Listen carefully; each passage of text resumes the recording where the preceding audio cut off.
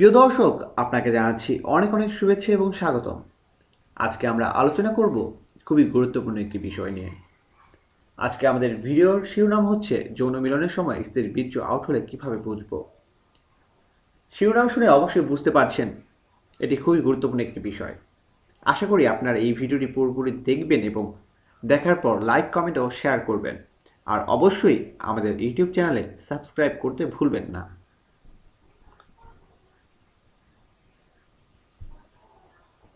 সত্যি কথা বলতে মেয়েদের বীর্য বলে কিছুই নেই।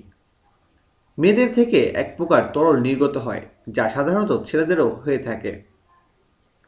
মেয়েদের বেলায় একে ভ্যাজিনাল ফ্লুইড বলে। এটা নিঃসরণ বন্ধ হলেই বুঝবেন আপনার স্ত্রীর অর্গাজম হয়ে গেছে। এখন কিভাবে বুঝবেন যে ফ্লুইড নির্গমন বন্ধ হয়েছে তার কোনো নিয়ম নেই।